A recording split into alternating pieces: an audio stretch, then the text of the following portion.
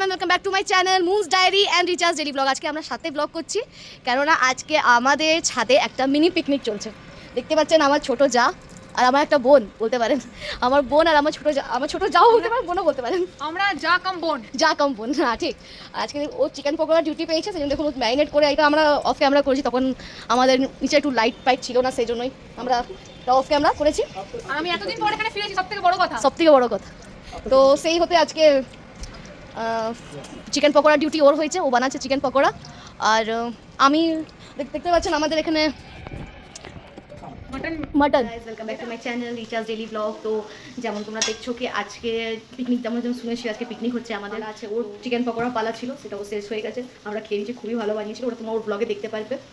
আর আমি আজকে বানাচ্ছি মাটন আর রাইসটা হয়ে গেছে। আর আমার যেমন এই সময় পোস্ত, আমার শাশুড়ি আমার পোস্ত বানিয়ে নিয়েছে, তো শাশুড়ি রাইস অ্যান্ড পোস্ত দুটো বানিয়ে নিয়েছে। আর আমার হচ্ছে মাটন বানাবার। তো আমি তেল গরম করে ওটার মধ্যে তেল গরম করে আমি ওটার মধ্যে গোটা গরম মশলা দিয়েছি।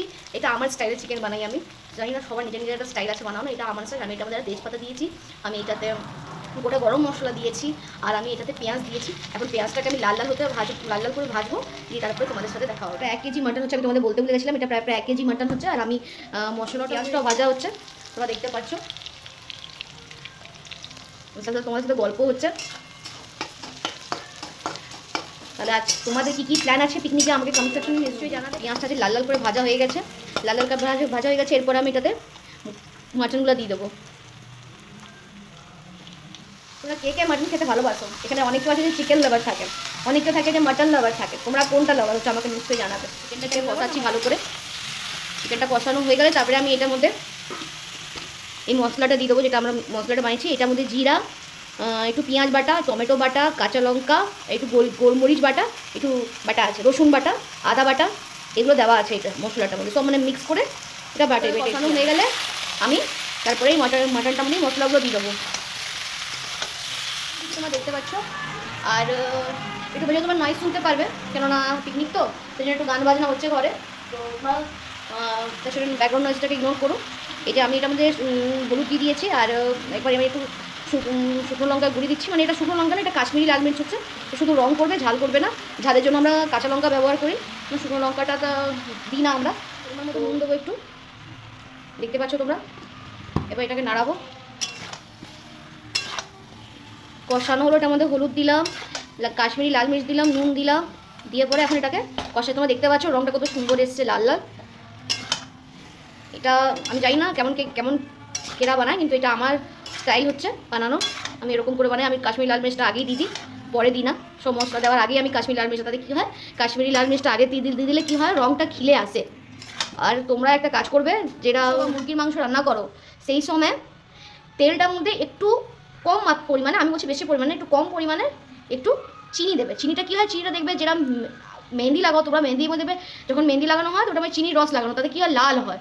ঠিক ওরকম আমি আজকে দিইনি, কিন্তু আমি ভুলে গেছি দিতে আজকে, সত্যি কথা বলতে আমি ভুলে গেছি দিতে।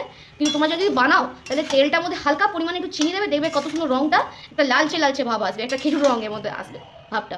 তো ঠিক আছে, এবার তোমার একটু দেখতে পারো, একটু ক্যামেরাটাকে ক্লোজ করছি, আমি দেখতে পাচ্ছি কেমন লাল লাল হয়েছে মাংসটা।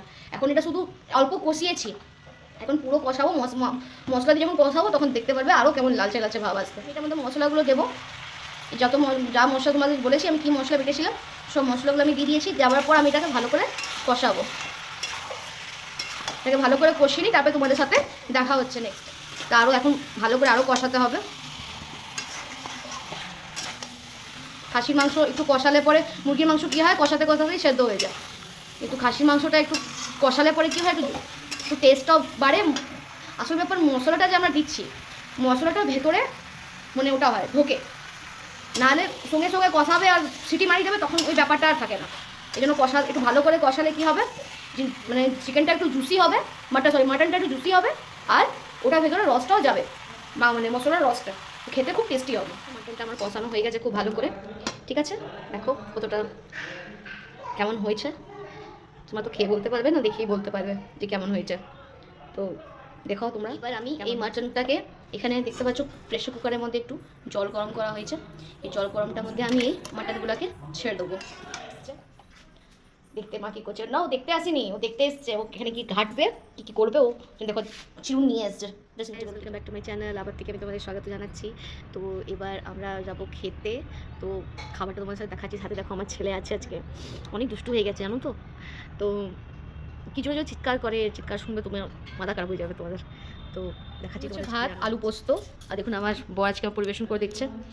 রোজ আমি একে করে খাওয়াই, আজকে আমাকে করে খাওয়াচ্ছে, পরিবেশন করে খাওয়াচ্ছে, রান্না করিনি গাইস, শুধু পরিবেশন করছে। দেখো আমার যা বসে আছে, আর ওখানে আমার শ্বশুর মশাই, ওখানে আমার ছেলে চটি। ওর একটি ফেভারিট জিনিস চটি, যেখানে ও চটি দেখতে পারবে সেখানে আমার ছেলেকে দেখতে পারবে। দেখতে পাচ্ছেন আপনারা, দেখুন লাল লাল ঝোল মাটন কেমন লাগছে দেখুন আপনারা। রোগনটা কত সুন্দর হয়েছে। তোমরা মাটনটা কতটা জুসি হয়েছে, কতটা সুস্বাদ হয়েছে, খেতে খুবই টেস্টি হয়েছে। এখানে শেষ, সব কিছু কমপ্লিট হয়ে গেল। আমাদের রান্না খাওয়া সব তোমাদের সাথে শেয়ার করলাম যে আমরা কী করেছি, কী কী খেয়েছি। তো দেখা হচ্ছে আবার কোনো নতুন নতুন জিনিসের সাথে। আর আমি আজকে ফুল ব্লগ করেছি, আমি আবারও বলছি আমি একটা নতুন ফুল ব্লগ করেছি। তো কিছু যদি একটু ভুল ত্রুটি হয়ে থাকে তাহলে ক্ষমা। আর আর আবার আবার দেখা হবে, ঠিক আছে? ভালো থাকবে, সুস্থ থাকবে, ঠান্ডা নিজেকে বাঁচিয়ে রাখবে। আর আমার চ্যানেল যদি নতুন আছে তাহলে চ্যানেলটাকে লাইক, শেয়ার অ্যান্ড সাবস্ক্রাইব নিশ্চয়ই করে দেবে। ফেসবুকে ফলো বাটনটাকে ক্লিক করা ভুলবে না। আর নিজের কমেন্ট সেকশনে নিশ্চয়ই কমেন্ট করবে, যেগুলো আমি বলেছি, কি কেমন লেগেছে আমাদের ব্লগটা, ওটা আমাদের সাথে শেয়ার করবে। Thank you for watching my channel. ঠিক আছে, বাই বাই, গুড বাই, শুভ সন্ধ্যা।